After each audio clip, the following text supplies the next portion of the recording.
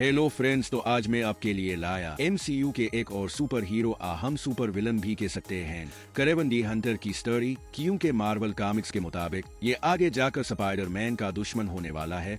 तो चलिए शुरू करते हैं आज की मूवी की एक्सप्लेनेशन को।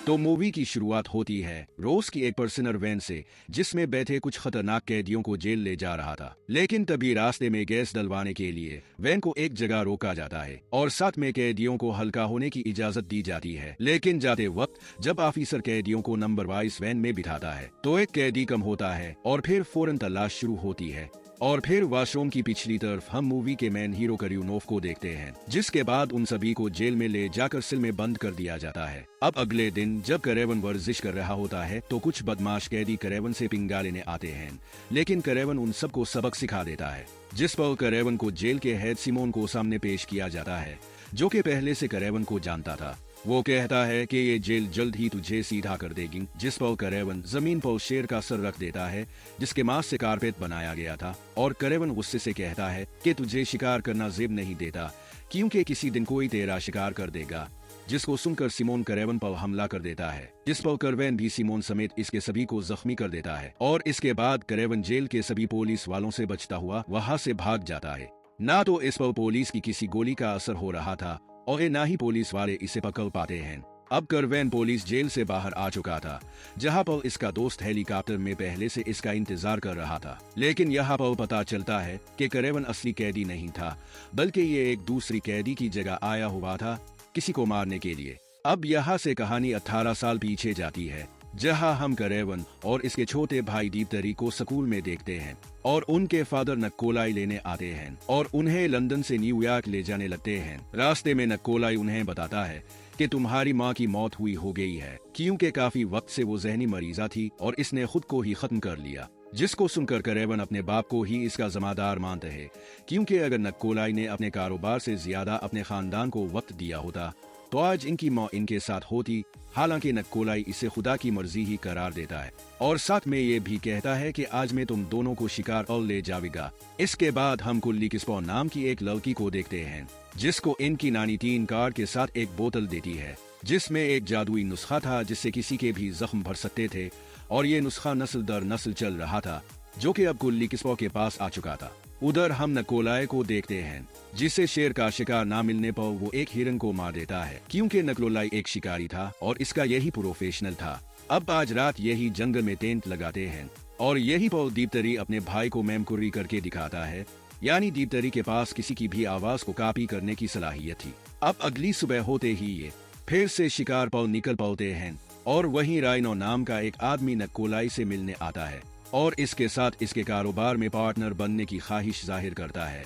लेकिन नक्कोलाई ना सिर्फ इसके साथ काम करने से इनकार कर देता है, बल्कि सबके सामने राइनो की बेइज्जती भी कर देता है। दूसरी तरफ करेवन और इसका भाई शिकार करते हुए जंगल में दूर निकल चुके थे कि तभी इनके सामने एक बहुत बड़ा शेर आ जाता है, जो कि करेवन को देखते ही इस पर हमला कर देता है। अब बच्चों की आवाज सुनकर करेवन जल्दी यहाँ आकर दरिंदे शेर पर गोलियां चलाता है, लेकिन शेर करेवन को अपने साथ दूर ले जाता है।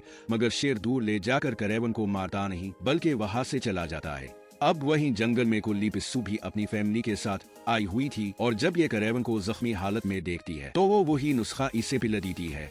अब यहाँ पर हमें पता चलता है कि इस नुस्खे से पहले शेर के काटने से इसका खून भी करेवन के अंदर चला गया था, जिससे करेवन के अंदर अब शेर जैसी ताकत भी शामिल हो चुकी है। डॉक्टर भी ये देख हैरान रह जाते हैं, क्योंकि करेवन मौत के मुंह से बाहर निकल आया था। अब इस नुस्खे और शेर के खून की वजह से करेवन जल्दी ही ठीक हो जाता है और फिर नक्कोलाई इसे वापस घर ले आता है, जहाँ पर करेवन घर की दीवार पर इसी शेर के सकूद के तहे, जिसको कि इसके बाप ने अब मार दिया है। अब नक्कोलाई करेवन को अपनी भलाई छोड़ने और एक शिकारी बनने का कहते हैं, मगर करेवन शिकारी नहीं बनना चाहता था, क्योंकि वो बेजुबान जानवरों को मारकर पैसा नहीं कमाना चाहता। इसीलिए वो रात को घर छोड़ने का फैसला करता है। लेकिन इसका छोटा भाई दीप्तरी इसे घर से भागते देख लेता है, जिस पर दीप्तरी कहता है कि माँ भी मुझे छोड़कर चली गई, अब अभी मेरी परवाह नहीं करते और अब तुम भी मुझे छोड़कर जा रहे हो। जिस पर करेवन कहता है कि अब्बा मुझे भी शिकारी बनाना चाहता है और मुझसे गलत काम करवाना चाहता है, इसीलिए मैं हमेशा के लिए तो नहीं जा रहा, मैं तुमसे राबिते में रहूंगा। ये कहकर करेवन यहाँ से रोज के लिए निकल पाता है, लेकिन वहाँ एक मैदान में भैंसों का झुंड इसकी तरफ बढ़ रहा होता है, जिनको अपनी तरफ आता देख करेवन डर जाता है। लेकिन एक भैंसा इसकी आंखों में देखकर इसे बचा लेता है, जिसका मतलब करेवन अब अपनी आंखों से जानवरों से बात भी कर सकता था।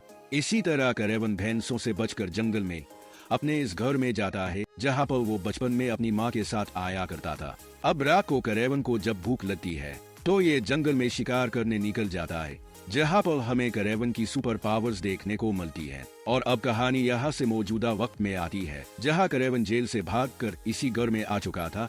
यहाँ पर इससे कुछ शिकारियों की आवाज आती है, जो कि जंगल में गैर कानूनी तौर पर जानवरों का शिकार कर रहे थे, जिस पर उनको रोकने की कोशिश करता है, मगर इनका लीडर वहाँ से भाग जाता है। लेकिन बाद में करेवन इसे भी इसके ऑफिस में जाकर मार देता है, और अब के ऑफिस में मौजूद एक फाइल की मदद से उन सभी एनिमल हीनेटर्स को मारने लगता है। उधर कुल्ली पिस्सू को हम इसकी माँ के जनाजे में देखते हैं, जो कि बहुत दुखी थी, और वहीं पर करेवन इससे मिलने आता है और इसे वो कार्ड और वो बोतल दिखाता है और कहता है कि मैं वही हूँ जिसको तुमने कई साल पहले मुझे बचाया था।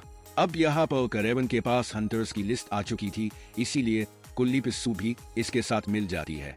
उधर हम राइनो को देखते हैं, जिसका एक आदमी इसे बताता है कि कोई आदमी हमारे शिकारियों को मार रहा है, जिसको सुनकर राइनो परेशान नहीं होता है, बल्कि इसी गैंग के लोगों से मिलने जाता है, जिसको के लीडर को करेवन ने मार दिया था। इसीलिए वो लोग भी अब करेवन को मारने के लिए राइनो के साथ मिल जाते हैं। दूसरी तरफ अब राइनो निकोलाई को मारने के लिए अपने आदमियों को भेजता है, जिसको देखकर दीतरी डर के मारे एक टेबल के नीचे छप जाता है, और निकोलाई बहादुरी से मुकाबला करते हुए राइनो के आदमियों को मार देता है। वहीं दूसरी तरफ हम रोज की जेल को देखते हैं, जहाँ पर एक खतरनाक आदमी अपनी सुपर नेचुरल पावर से सभी सोल्जर को मारकर भाग जाता है। उधर करेवन अपने भाई दीतरी से मिलने आता है, और जब दोनों भाई बातें कर रही होते हैं कि वहाँ इनका अब्बा भी आ जाता है, जो एक बार फिर से करेवन को इसका कारोबार संभालने को कहता है, लेकिन करेवन एक बार भी फिर इनकार कर देता है। अब दूसरी दिन राइनो के आदमी दीतरी को अगवा कर लेते हैं। करेवन अपने भाई को बचाने के लिए काफी दूर कर इनका पीछे भी करता है, मगर वो दीतरी को हेलीकॉप्टर के जरिए ले जाते हैं।